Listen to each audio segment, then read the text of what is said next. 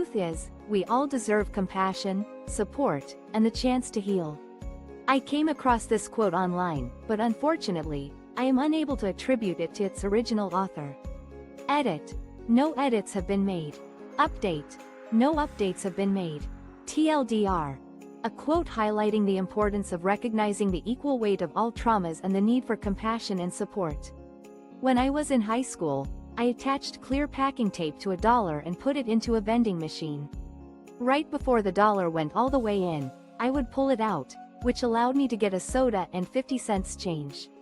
A kid told me how to do it, so I tried it myself. During my high school days, I discovered a clever way to manipulate a vending machine. By carefully attaching clear packing tape to a dollar bill and feeding it into the machine, I could yank it back out just in time, claiming a soda and change in the process. A classmate had initially revealed this trick to me, which sparked my curiosity and led me to give it a try. Although the technique only worked on one specific machine at school, it still managed to deceive the vending machine. My peers and I soon fell into a habit, using this exploit to collect unopened sodas, which would accumulate in the storage room until we couldn't consume them all.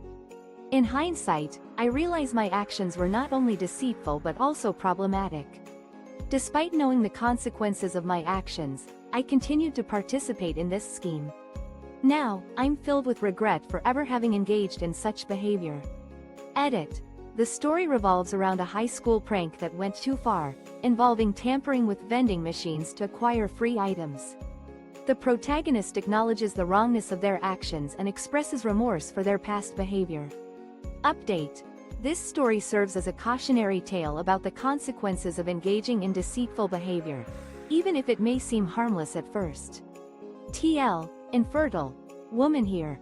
I don't understand why being infertile is such a huge deal when there are millions of children and babies out there that are in need of adoption. Said what I said. I don't understand the need that some women feel to have their own blood-related child. A woman struggling with infertility expressed her puzzlement. Why is it so significant to have a child biologically related to oneself when millions of children and infants are awaiting adoption? She questioned the emphasis some women place on having their own biological child, particularly when it leads to extreme measures such as IVF, hormone treatments, and discontinuing crucial medication. To her, the physical experience of pregnancy doesn't seem to justify such drastic efforts. Edit. Thank you all for sharing your perspectives. I now feel more informed about the issue. I, 25F, just found out my husband's, 38M, latest affair is a 19-year-old girl. So maybe I don't need to worry about divorcing him after all. Maybe she is wife 3 for him. He told me about her last night. He was home late and slightly drunk. But he knew what he was saying. I've recently been dealt another crushing blow in my marriage. My husband's latest infidelity has left me feeling shattered, as I've just discovered he's been carrying on a relationship with a 19-year-old woman. It appears his past behavior is a trend rather than an isolated incident. Perhaps I'm not as concerned about divorce as I initially thought. Maybe I'll be his 3rd wife after all. The conversation took place last night, after he arrived home late and slightly inebriated. Yet, despite his intoxicated state, his words still cut deep. I believe he intentionally delivered the news to cause me pain, and it succeeded in its aim. Now, I'm focused on planning my departure from this toxic relationship. While finding another partner seems a daunting task, especially given the physical challenges I've faced due to cancer, I'm determined to move forward. At least, I have the security of knowing my children will always be there for me. Any words of encouragement would be a welcome solace during this difficult time. Don't throw your gloves on the ground. Quick and simple petty revenge. I leave the grocery store this morning for my family's essentials, and as I'm loading my car, lady next to me takes off her gloves and threw them on the ground. Miss, don't litter. I'm given the sailor S. Mind your trash. A petty act of defiance. This morning, after picking up my family's groceries, I'm loading my car when the lady next to me carelessly discards her gloves on the ground. Excuse me, ma'am, I say politely, please don't litter. In response, she gives me a mock salute and gets into her vehicle. I decide to take a more creative approach to teaching her a lesson. I walk over, pick up her gloves, and discreetly slide them through her car's windshield wiper, causing a loud clunk as I slam it shut. I catch a glimpse of her growing agitated in the driver's seat, but I'm unbothered. I get into my car and drive off, leaving her to deal with the consequences of her actions. Pick up after yourselves, people. My GF broke up with me and called me a psychopath for killing people in GTA 5 Friday at 7 p.m. My GF came home and she sat next to me while I was playing GTA 5 on my PS4. I got cocky because someone was watching me, so I started banging people, driving over them, making all sorts of a disheartening incident. Last Friday evening at 7 p.m., my girlfriend arrived home and sat beside me as I played Grand Theft Auto 5 on my PlayStation 4. Feeling a bit carefree with an audience, I started to get involved in the game's storyline, indulging in violent scenes where my character would harm and kill other characters. I was joking around, taking the game's narrative as entertainment. Unfortunately, my girlfriend took it differently. She appeared visibly upset, which caught me off guard. She bluntly called me a psychopath and stated that I needed professional help. She then left my home, and we haven't spoken for over a week. I'm left with the uncertainty of how to bridge the gap between her reaction and my intentions. I genuinely want her to know that I'm sorry for my thoughtless behavior, and I didn't mean to cause her any distress. Edit: I'm trying to find ways to make amends with my girlfriend. If you have any advice or suggestions, I'd greatly appreciate it. Update: I've reached out to her, and we've had a brief conversation. She's still upset, but we're working on communicating our feelings and trying to move forward.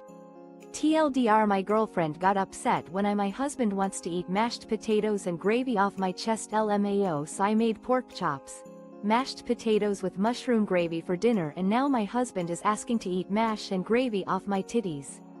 I thought he was joking, but man is serious. Should I let him? Side note: my husband has a peculiar craving to indulge in a plate of comfort food, mashed potatoes smothered in rich mushroom gravy, and he wants me to serve it directly to him from a rather unconventional location.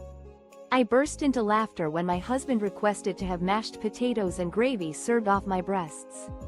At first, I thought he was teasing, but his determination suggests he's completely serious. Should I humor his unusual request? By the way, we've been experiencing a bit of a lull in our intimate activities lately due to our newborn's arrival. Edit: I didn't anticipate this post would gain so much attention. Your comments have been hilarious, and it's wonderful to see my husband enjoying the spotlight. I'm having trouble containing my laughter, and I'm grateful that we can all share a laugh about this. AITA for refusing to do matching names with my future twins. I, 33M, am a future parent to 2 twin boys. Me and my wife have recently been deciding names for our twins, and my wife wants them to be matching. I said I don't like the idea. I have a twin sister who I match. Am I the asshole for opposing the idea of matching names for my future twin boys? As a soon-to-be father at 33, my wife and I have been debating names for our upcoming twin sons. My wife is drawn to the idea of matching names, but I've expressed my reservations. Growing up as a twin myself, I had a constant companion in my twin sister, and we often shared everything, including clothes and accessories. It got old for me. I believe it would be good for our kids to have some individuality, letting them decide when and if they want to dress alike or have matching interests. My wife finds it adorable, but I've suggested that we avoid the matching names and only consider coordinating their interests, such as picking out matching Halloween costumes. However, my wife is still opposed to the idea, and my mother-in-law is advising me to reconsider. Surprisingly, my sister has sided with me on this matter. Am I in the wrong for opposing matching names for my future twin sons? Edit: some people might point out that having matching names is just a fun aspect of having twins, and it doesn't necessarily have to be a bad thing. Perhaps we can find a compromise that works for both me and my wife. Update: just because I have hobbies or interests doesn't mean I'm good at them or know much about them. I don't want to make an excuse, but it could be partially due to depression and mental illness that I don't do my hobbies or read up on my interests that much. But yeah, don't expect. It's essential to differentiate between having interests and being proficient in them. Just because I engage in various hobbies doesn't imply that I'm skilled or well-versed in those areas. My lack of participation in hobbies and reading about my interests might be partly attributed to depression and mental health struggles. However, it's crucial not to make assumptions about my abilities based on my interests. I shouldn't be expected to be an expert in drawing or possess in-depth knowledge of history just because I enjoy them. Similarly, don't assume I'm a genius in math solely because I have some familiarity with it. In reality, I'm just an average person, possibly even below average in certain aspects. Edit. My messages seem to be having issues, and I appreciate the recognition I've received, whoever it was. Your kindness means a lot to me. TIFU by attempting suicide without realizing it. So, as I was making myself breakfast this morning, I for some reason started wondering what would happen if I touched one of the glowing wires inside the toaster while it was on. Being the very intelligent man I am, I of course d. A morning of near disaster. As I busied myself making breakfast this morning, a peculiar notion struck me. What would happen if I were to briefly touch a live electrical wire within the toaster? Given my analytical mind, I logically deduced it wouldn't be wise to risk electrocution by making contact with the wire using my bare hands. So, I fetched a fork from the nearby drawer and, without much thought, inserted it into the toaster's internal wiring. The toaster suddenly ceased functioning after a brief surge of electricity escaped. I failed to grasp the gravity of my actions, merely shrugging it off and returning the fork to its storage. It wasn't until I reached for the bread that the implications became apparent. The wires were indeed live, and I had narrowly avoided electrocution. My location at the time also proved fortunate. My hand wasn't in contact with the nearby metal dishwashing table, which could have acted as a conduit for the electric current and potentially led to a more severe outcome.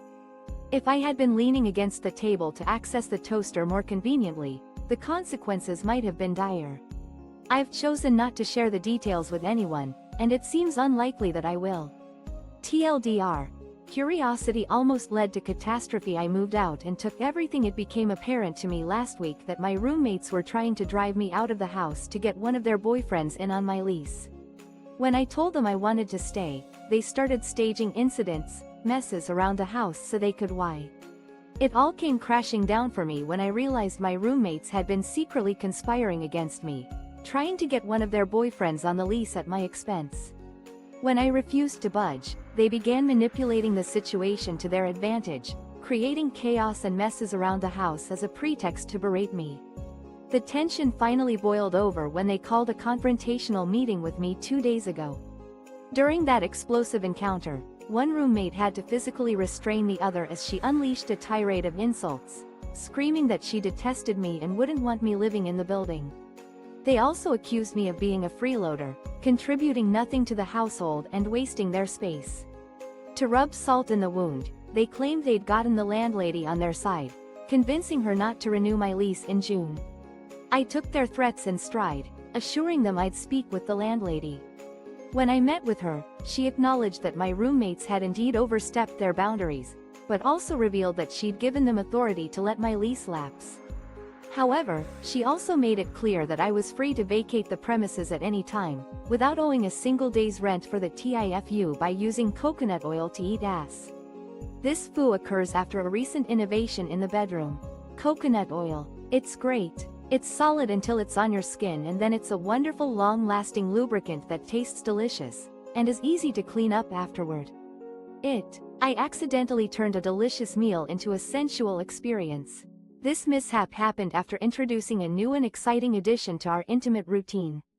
Coconut oil. It has its perks. When applied to the skin, it melts and provides a long-lasting lubricant with a tasty flavor, making cleanup a breeze.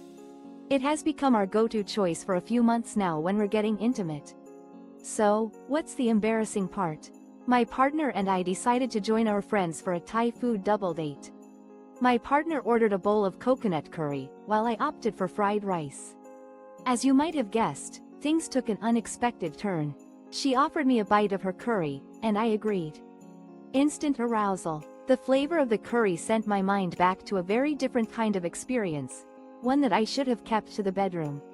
With a sudden, uninvited erection, I found myself sitting at a table with our friends, desperately trying to conceal my reaction to a perfectly normal but not remotely intimate dish. My partner thought it was amusing. Coconut eggplant TLDR. I've conditioned myself into getting an erection whenever I taste coconut. TIFU by almost committing a war crime. Obligatory, not today. This was about 10 years ago. I started doing stand-up when I was in the army, in Afghanistan, actually.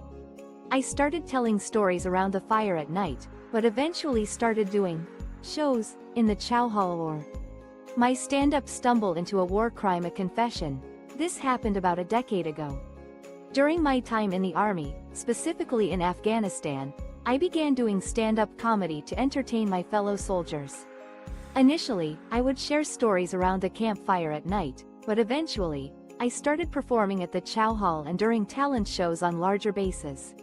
My comedy skills were, to put it mildly, lacking. I was so bad that sometimes people would rather go on patrol than watch me perform.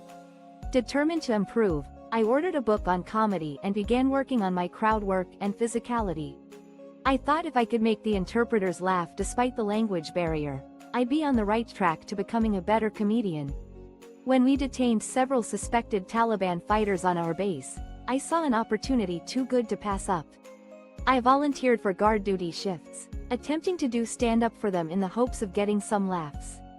I'd try out jokes, ask for their names and backgrounds, anything that could be turned into a punchline. However, the silence was deafening, not a single one of them laughed.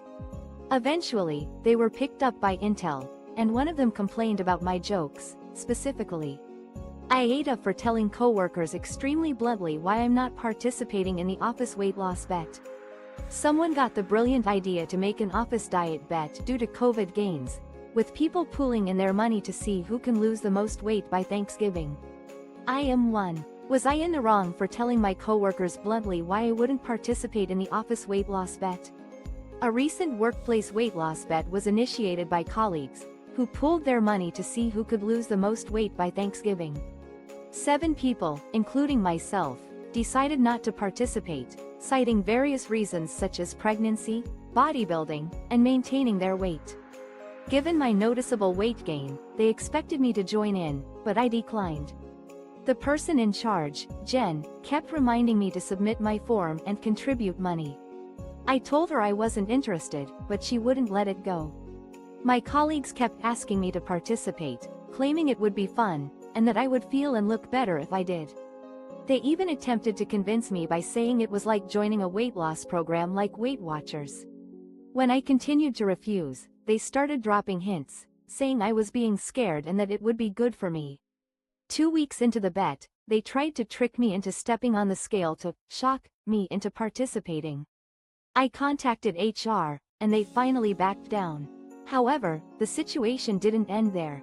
I was eating in the office when my colleagues started discussing how great TIFU by telling both my wife and mom about an item on eBay I wanted for my birthday. They unknowingly got into a bidding war against each other and drove the price up considerably. So my birthday is coming up and I found an item on eBay that I thought would be cool as a present. The birthday gift fiasco. As my birthday approached, I stumbled upon an intriguing item on eBay that caught my eye. In a moment of carelessness, I casually mentioned it to both my wife and my mom, assuming they wouldn't take any action. I underestimated their enthusiasm, however. Before I knew it, both women had discovered the item and decided to place bids, hoping to secure it as a birthday gift for me. Unbeknownst to them, they had inadvertently launched a bidding war against each other. The price skyrocketed by nearly $200 before my wife emerged victorious.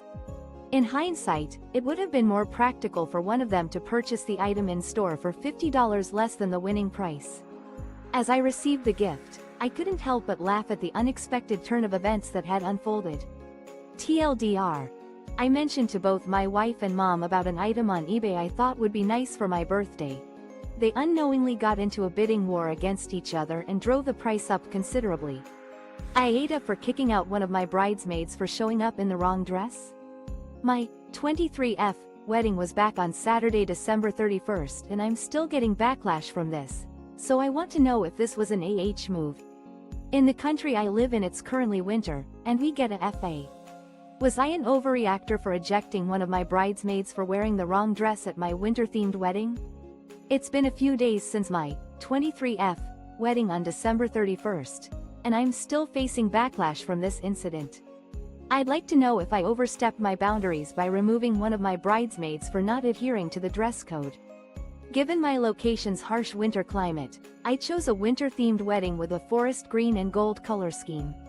My white wedding gown and bridesmaids' forest green dresses perfectly complemented the theme, while my MOH's black dress added a touch of elegance. Everyone was required to wear gold accessories to complete the look.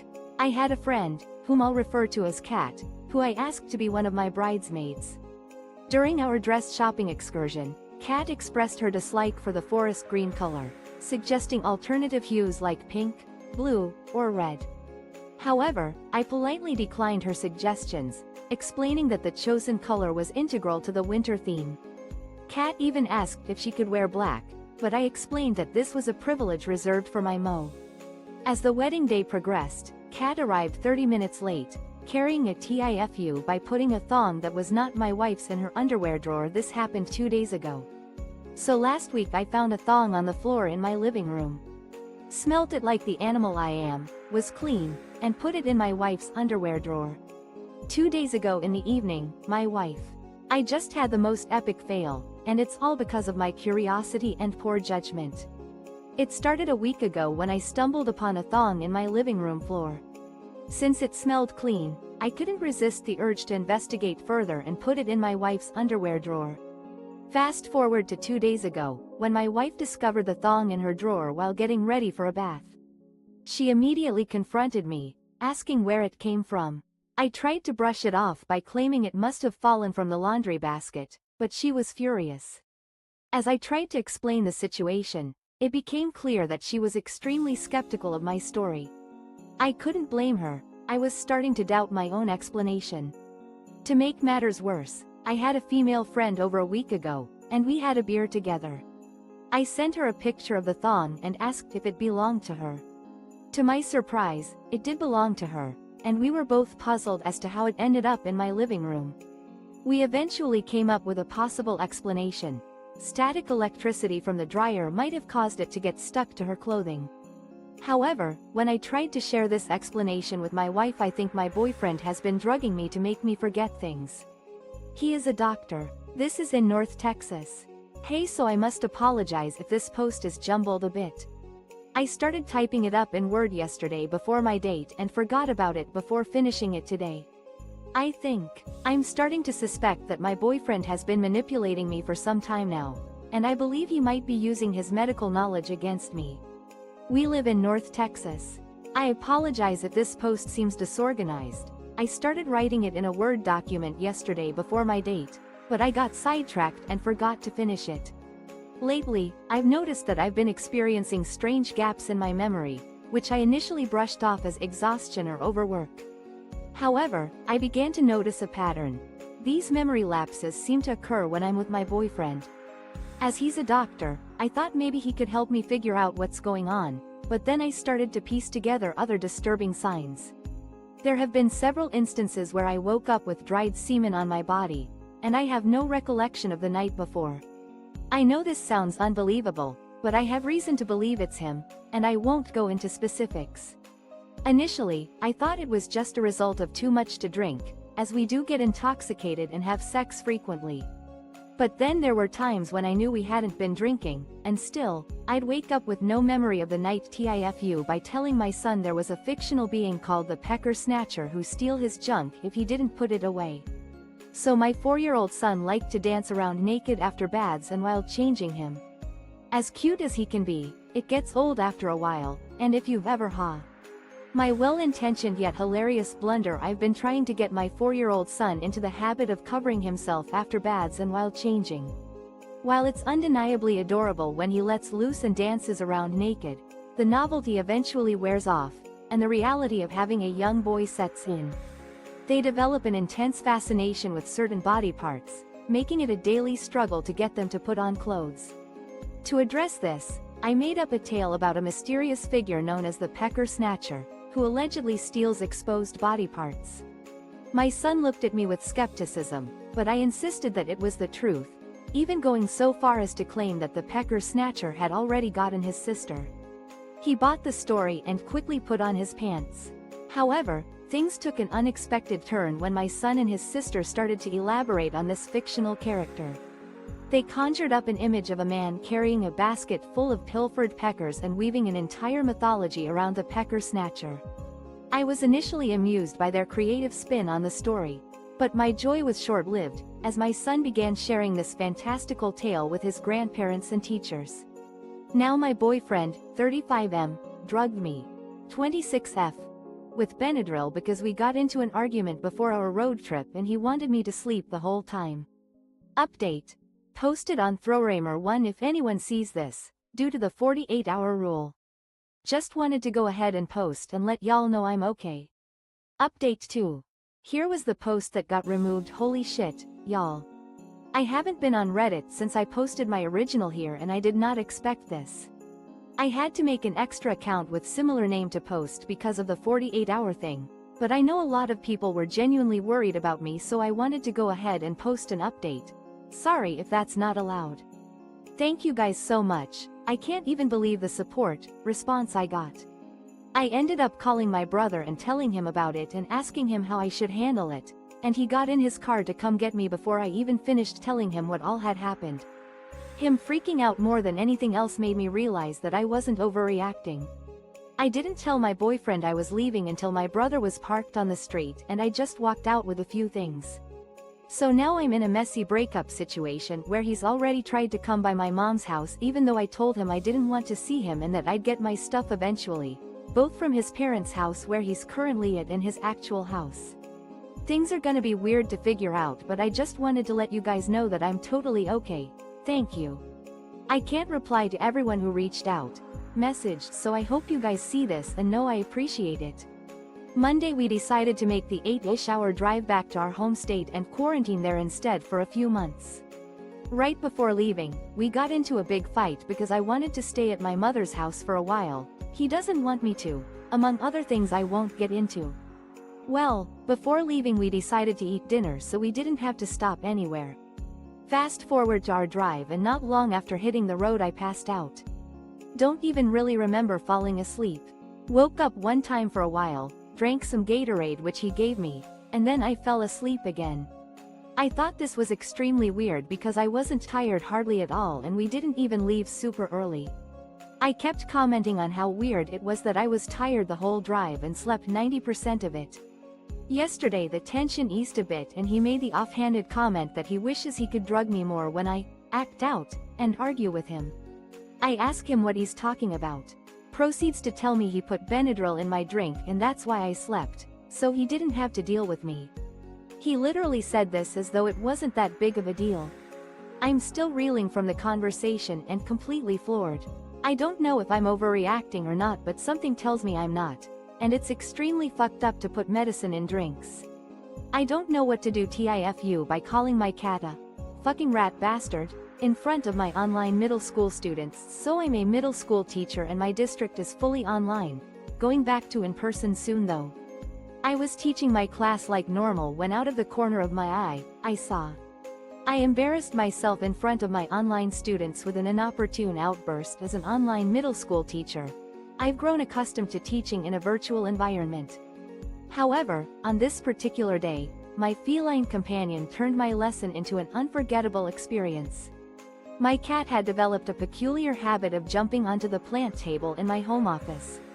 On this day, he decided to take it up a notch by knocking over my prized money tree. This plant had been with me for 4 years, and I had a strong emotional attachment to it. The sudden destruction caused by my cat's mischievous behavior left me enraged. In an attempt to regain composure, I excused myself from the lesson, thinking I had muted my audio. I rushed to the room where my cat was causing chaos, trying to shoo him away so I could salvage what was left of my beloved plant. My frustration boiled over, and I uttered a phrase I wouldn't have used in polite company. A phrase my cat, affectionately known as a rat bastard, when in a playful mood, had just earned. Unfortunately, my attempt to keep the situation private didn't quite work out as planned. My students soon discovered that they had indeed heard everything that TIFU by buying my mom an Amazon device. I want to start by giving some background here. I basically live, eat, sleep and breathe Amazon. I need something, straight to Amazon. I use Kindle and Audible daily. Want to stream music, Amazon Music. Want a new movie, Prime Video. Run oh, my TIFU moment. Unintentionally sharing intimate photos with family. Background. I'm an Amazon enthusiast, relying heavily on the platform for daily needs. I have an Amazon account, which I use for various services such as Kindle, Audible, Amazon Music, and Prime Video. The convenience of having everything in one place is great, but it sometimes leads to mistakes. When looking for a solution to store photos, I discovered the Amazon Photos service, which offers free unlimited storage for Prime members. Since I'm a Prime member, I saw it as an opportunity to take advantage of this perk. I enabled the feature to automatically upload my phone's photos to Amazon Photos, thinking it was a convenient way to organize my memories. On my mom's birthday, I decided to get her a Fire TV stick, which I thought would be a great gift since she didn't have a smart TV. I purchased the device and was excited to see her enjoy it. However, I soon realized that I had made another mistake. When my mom set up the Fire TV stick, it signed into my Amazon account without asking for a password, displaying my personal photos on the TV. I had no idea that this could happen, and I was about to find out the consequences TIFU by wearing an ill-fitting bra to hook up the wonderful guy, 27M, that I've, 27F, been seeing for the past few months invited me to come over to his place last weekend. Let's call him Gardening Club Guy. So I spent the day before plucking, prepping and GE. Hooking up fails. The time I wore a bra that was 2 sizes too small. I recently had a rather interesting experience with Gardening Club Guy, a 27-year-old guy I've been seeing for a few months. He invited me